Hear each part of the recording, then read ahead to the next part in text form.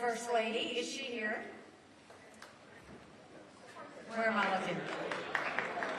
Oh, is she? Well, wherever she is, I don't see her, but I want to thank her for being here. Oh, there you are. Thank you so much for being here. I want to thank Governor Herbert for his tremendous video. I want to thank the Hoover Institute for having us. I want to thank the Lieutenant Governor for her leadership and her willingness to be supportive. And thank all of you for taking the time to come in the middle of the day, because we all know that you love America and that we want to see the direction we're going to go. So I'm going to talk a little bit about policy and where I think we need to go from a policy perspective. Then we're going to get into politics a little bit, but we'll cover everything along the way. You know, if you look at where we are in our country right now, it's tough to see where we are, and you don't have to turn on the news to see it. We're $34 trillion in debt.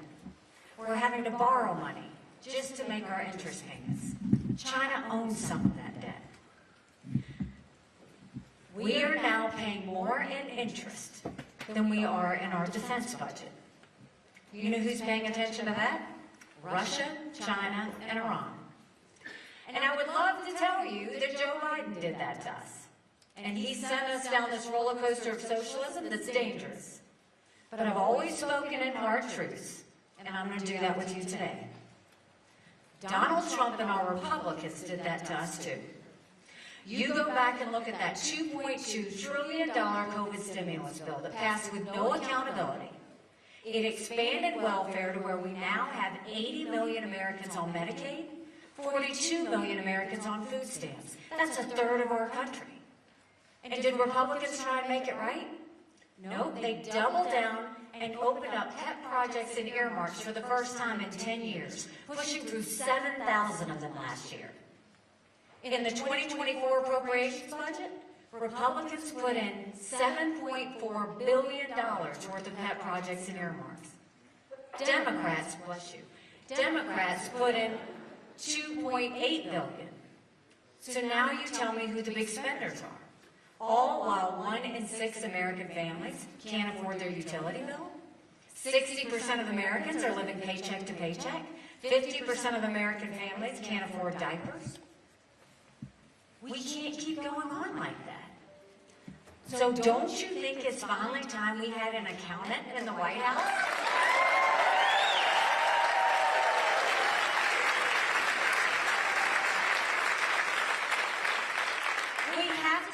To being the party of fiscal discipline. And the way we do that is we start by clawing back the $100 billion of unspent COVID dollars that are still sitting out there. Instead of 87,000 IRS agents going after middle America, let's go after the hundreds of billions of dollars of COVID fraud. 1 out of every $7 was spent fraudulently. If 8% of our budget is interest, quit borrowing. Cut up the credit cards. You have to balance the budget every day. I had to balance the budget as governor. Why is Congress the only group that refuses to balance the budget? We'll stop the spending, we'll stop the borrowing, we'll eliminate their earmarks, and I'll veto any spending bill that doesn't take us back to pre-COVID levels. That will save us trillions.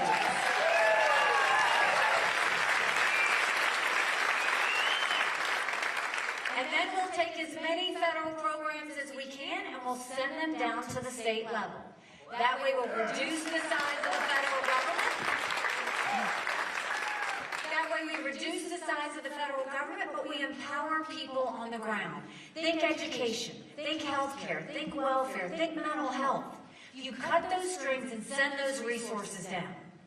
Then it's more customized to the state that it's in, and you don't have Washington bureaucrats making those decisions. And then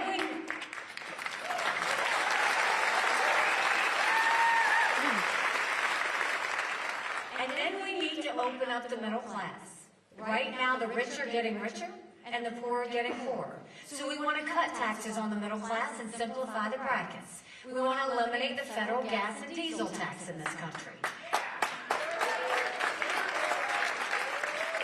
And we want to make small business tax cuts permanent. Small businesses are the heartbeat of our economy. We need to start acting.